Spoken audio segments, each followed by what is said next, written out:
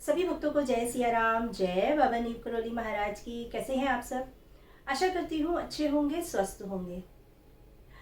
आज मैं बाबा महाराज जी की लीला लेकर नहीं आई हूँ, क्योंकि मेरे पास बहुत दिनों से मैसेजेस और कॉल आ रही थी कि सुरभि जी, आप एक वीडियो कैंची धाम जाने के ऊपर बनाएं कि हम लोग आसानी से कैंची धाम कैसे पहुंच सकते हैं, क्या क्या जाने का तरीका है और कैंची धाम आश्रम में रुकने की क्या व्यवस्था है। तो ये सारी जानकारी आप हमें वीडियो के माध्यम से दें। तो मुझे लगा मैं एक वीडियो बना देती हूँ ताकि आप सभी को, या जो भक्त अभी नए जुड़े हैं बाबा महाराज जी से और जिनको अभी कैंची धाम जाने का पूरा पता नहीं है, तो ये वीडियो आई थिंक उनके लिए बहुत यूज़फुल रहेगी और हेल्पफुल रहेगी। तो आज की वीडियो थोड़ी सी लंबी हो सकती है, लेकिन इसको ज़रूर देखिएगा। सबसे पहले मैं आप सभी भक्तों को बताना चाहूँगी, वैसे तो बाबा महाराज जी के बारे में ज़्यादातर भक्तों को पता है, लेकिन अभी भी बहुत से ऐसे भक्त हैं जो अभी नए बाबा महाराज जी से जुड़े हैं। जैसे मेरे पास कल एक फ़ोन आया कि वो अभी 2 दिन पहले ही बाबा महाराज जी से जुड़ी हैं, और लेकिन उनके मन में बहुत है कि वो कैंची धाम जाएं। तो ये वीडियो है, आप सभी के लिए, ज़रूर देखिएगा। देखिए, सबसे पहले मैं आप सभी भक्तों को बता देना चाहती हूँ कि कैंची धाम आस्था का केंद्र है। इसको आप बिल्कुल भी पिकनिक स्पॉट समझकर ना जाएं। बाबा महाराज जी साक्षात हनुमान जी के अवतार हैं, और दूर दूर से, और हमारे देश से ही नहीं विदेश से भी लाखों भक्त बाबा महाराज जी से जुड़े हुए हैं और बहुत आस्था बाबा महाराज जी में रखते हैं। थोड़ा सा पहले मैं बाबा महाराज जी के बारे में बता रही हूँ, उसके बाद मैं आपको सारा बताऊंगी कि आप बाय ट्रेन, बाय बस, बाय कार किस तरीके से जा सकते हैं, बाय प्लेन कैसे जा सकते हैं। बाबा महाराज जी सन 1962 में कैंची धाम आए और कैंची धाम में अपनी प्रिय मित्र पूर्णानंद तिवारी जी से मिले, और उनके साथ मिलकर ही बाबा महाराज जी ने कैंची धाम मंदिर बनाने की पूरी योजना बनाई, और सन 64 में कैंची धाम की स्थापना हुई, यानी कि 15 जून 1964। हनुमान जी का भव्य विग्रह स्थापित किया गया और विशाल भंडारा किया गया, और तब से अब तक हर साल 15 जून को भंडारा, विशाल भंडारे का आयोजन किया जाता है और मेला लगता है। और इस 15 जून को मेले में और इस भंडारे में शामिल होने के लिए दूर दूर से भक्तों की भीड़ उमड़ती है। मैंने जैसे कहा, देश से ही नहीं विदेश से भी बाबा महाराज जी के विदेशी भक्त बहुत बाबा जी में आस्था रखते हैं। और एक खास बात मैं आप सभी को और बताना चाहती हूँ कि 15 जून को जो भंडारे में महाप्रसाद में जो होता है वो है मालपुआ, और उस मालपुए का एक छोटा सा टुकड़ा पाने के लिए भक्तजनों की दूर दूर से भीड़ लगती है। उस भंडारे का प्रसाद पाने के लिए भक्त लंबी लंबी लाइनों में रहते हैं कि बाबा महाराज जी का प्रसाद हमें मिल सके, और बड़े ही किस्मत वाले भक्त हैं जो बाबा महाराज जी का महाप्रसाद ग्रहण करते हैं। तो ये तो हो गया कि बाबा महाराज जी सन 62 में आए और 64 में कैंची धाम की स्थापना हुई। एक चीज और, जैसे मैंने पहले कहा कि पिकनिक स्पॉट समझ के ना जाएं, अपनी पूरी आस्था और पूरे भाव के साथ बाबा महाराज जी और हनुमान जी के आप दर्शन करने जाएं। ये पक्की बात है कि जो भक्त पूरे भाव और आस्था के साथ जाता है, खाली हाथ वहां से लौटकर नहीं आता है। बाबा महाराज जी हमेशा अपना आशीर्वाद बनाए रखें। मुझे भी बाबा महाराज जी ने ये अवसर दिया कि मैं बाबा महाराज जी के दर्शन कर सकूं, और बाबा महाराज जी की बड़ी असीम कृपा मेरे और मेरे परिवार के ऊपर है। तो मैं यही चाहती हूँ कि आप सभी भक्त भी जो बाबा महाराज जी से जुड़े हैं, एक बार कैंची धाम जरूर जाएं और बाबा महाराज जी का आशीर्वाद लेकर आएं। अब मैं आपको बताती हूँ कि आप बाय ट्रेन कैसे जा सकते हैं। आपको ट्रेन मिलेगी नई दिल्ली से और ट्रेन आपको उतारेगी काठगोदाम। जब आप काठगोदाम पहुंच जाएंगे तब वहां से आपको बहुत सारी टैक्सीज, कैब और बस मिलेगी। लेकिन बसेस जो हैं वो चलती हैं सुबह 7 बजे के बाद। तो आपको कैब और टैक्सी आसानी से मिलेगी। जैसे आप स्टेशन से बाहर आएंगे आपको आसानी से टैक्सी मिल जाएगी, शेयरिंग में भी मिल जाएगी, और आप पर्सनल करना चाहते हैं वो भी मिल जाएगी।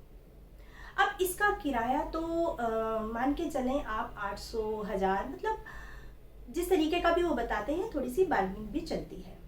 तो ये आपको वहाँ से सीधा कैंची धाम ले जाएंगे।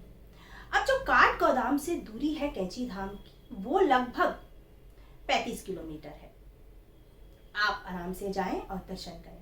मंदिर सुबह 7 बजे खुलता है और शाम को 7 बजे बंद होता है। सुबह की आरती का समय 7:15 बजे है और शाम की आरती का समय 6:15 बजे का है।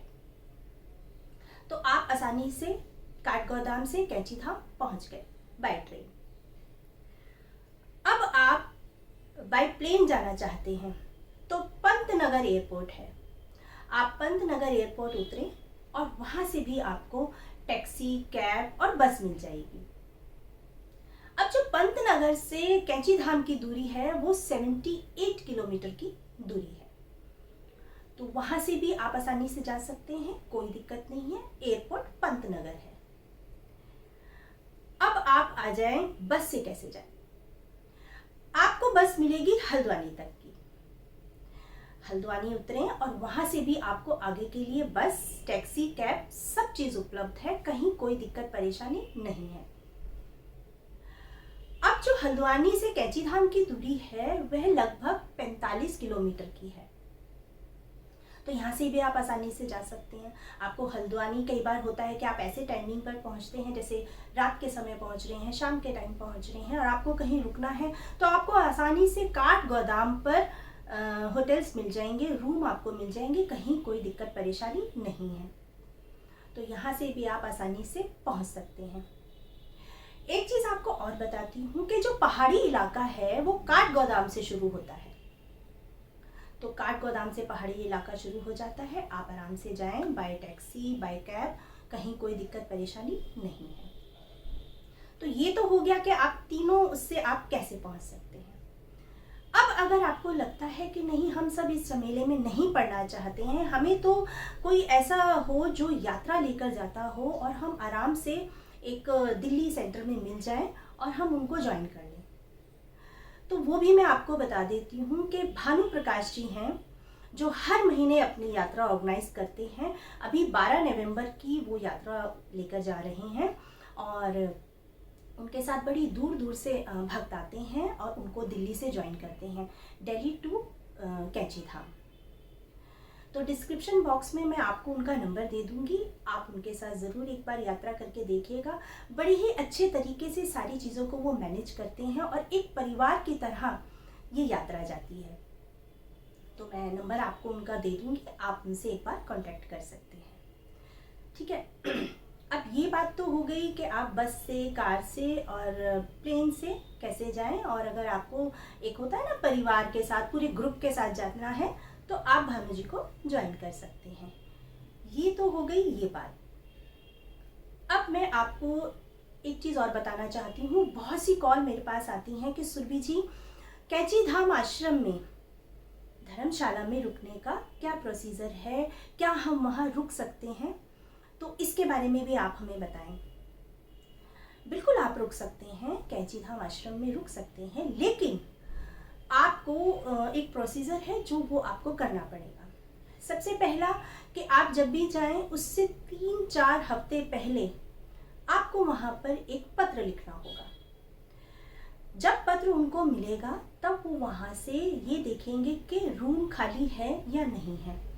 अगर रूम खाली है तो वो वहाँ से आपको कॉल करेंगे और आपको बता देंगे कि आप फलानी डेट पर आ जाएं, आप आ सकते हैं। एक तो हो गया ये। अब बहुत से भक्त ये कहते हैं क्या सुरभि जी, हम वहाँ पर आश्रम में 1 हफ्ता, 10 दिन या 15 दिन या 2-4 दिन रुक सकते हैं? तो ये भी मैं आपको बता देती हूँ। देखिए, नहीं, आप नहीं रुक सकते। आप एक रात रुक सकते हैं और ज़्यादा से ज़्यादा 2 रातें आप रुक सकते हैं। कारण ये है कि बहुत भक्त होते हैं और सभी को मौका मिलना चाहिए आश्रम में रुकने का, क्योंकि भक्त इतने सारे होते हैं कि अगर एक ही भक्त इतने इतने दिन रुकेगा तो फिर बाकी सबके लिए बड़ी दिक्कत आ जाएगी, है ना। तो आप सिर्फ एक दिन वहाँ पर रुक सकते हैं। अब आप पूछेंगे कि पत्र कैसे लिखें, क्या एड्रेस है, कैसे करें, तो वो भी मैं आपको बता देती हूँ। मैंने एक पेपर पे लिख लिया है कि जिससे आपको कोई दिक्कत परेशानी ना आए। देखें, आप जो स्पीड पोस्ट करेंगे वह करेंगे कैंची धाम आश्रम, पोस्ट ऑफिस कैंची, जिला नैनीताल, और यहाँ का मैं पिन कोड आपको बता देती हूँ 263132। 263132 स्पीड पोस्ट आप करें, लेकिन आप 3 से 4 हफ्ते पहले ज़रूर करें, ठीक। और यहाँ पर रुकने का कोई शुल्क नहीं है, कोई भी आपको यहाँ पर शुल्क नहीं देना है। तो ये तो हो गई आश्रम की बात, लेकिन मैं एक बात और कहना चाहूँगी। मंदिर परिसर में साफ सफाई का बहुत ध्यान दिया जाता है, और मैं आपको बताऊं कि ये सिर्फ मंदिर परिसर की ही जिम्मेदारी नहीं है कि वो साफ सफाई का ध्यान रखें। साफ सफाई का ध्यान हम सबका भी बनता है, हम सभी भक्तों का भी बनता है कि हम मंदिर परिसर को साफ और स्वच्छ रखें, है ना। तो आप इस चीज का ध्यान रखिएगा। अब बहुत सारे भक्त मुझसे ये भी पूछते हैं, क्या बाबा महाराज जी को कंबल चढ़ाते हैं? जी हाँ, बिल्कुल। मगर मैं ये भी नहीं कहूँगी कि अगर आप कंबल नहीं चढ़ा के आए हैं या नहीं चढ़ाएंगे तो बाबा जी के दर्शन नहीं होंगे या बाबा जी का आशीर्वाद नहीं मिलेगा। ऐसा कुछ नहीं है। बाबा महाराज जी हमेशा एक कंबल ओढ़े रहते थे, तो बाबा महाराज जी को कंबल वाले बाबा, तलैया वाले बाबा, नीप करौली बाबा, इन सब नामों से महाराज जी के नाम से संबोधित करते थे। तो ऐसा कुछ नहीं है, लेकिन अगर आप कंबल अपने साथ लेकर जाते हैं तो बहुत अच्छी बात है। बाबा महाराज जी को आप कंबल अर्पण करें और पंडित जी वह कंबल बाबा महाराज जी को अर्पित करने के बाद आपको वापस देंगे। अब आप पूछेंगे कि सुरभि जी, हम इस कंबल का क्या करें?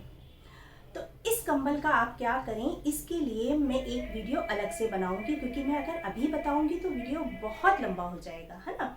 लेकिन मुझे कमेंट बॉक्स में आप ज़रूर लिख के बताइएगा कि क्या मैं इसके ऊपर वीडियो लेकर आऊं कि हम इस कंबल का क्या करें।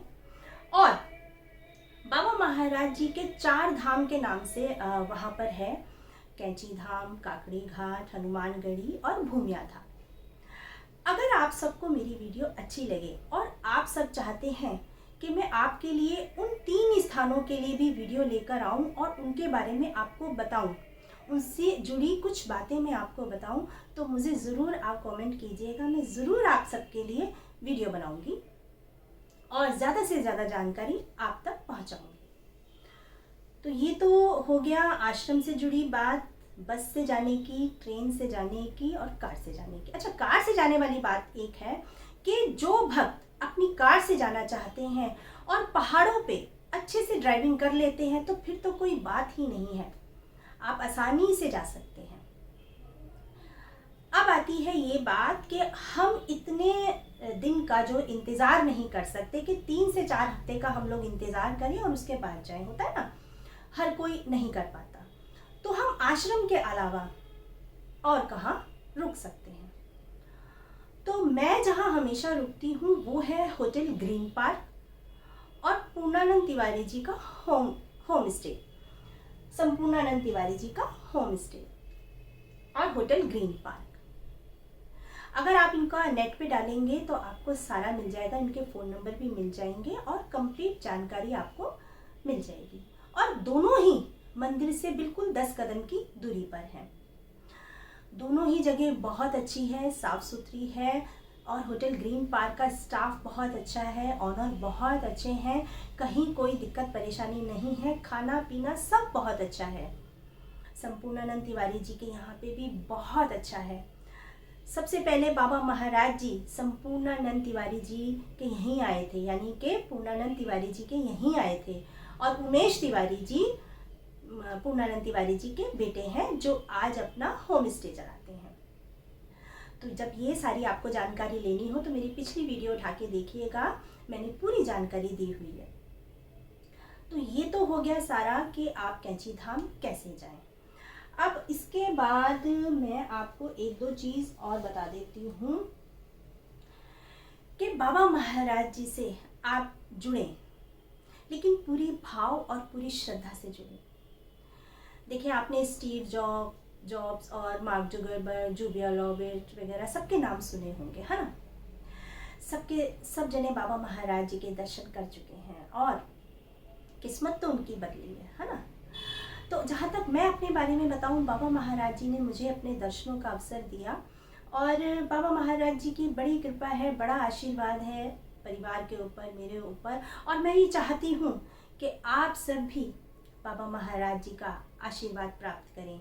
बाबा जी का आशीर्वाद खूब खूब आपके साथ रहे। आप एक बार ज़रूर कैंची धाम जाएं और बाबा महाराज जी और हनुमान जी के दर्शन ज़रूर करके आएं।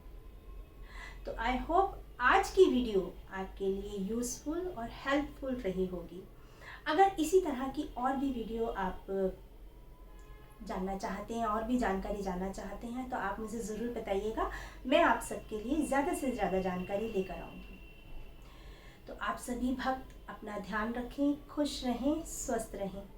सभी भक्तों को जय सिया राम, जय बाबा नीम करोली महाराज की, जय सिया राम।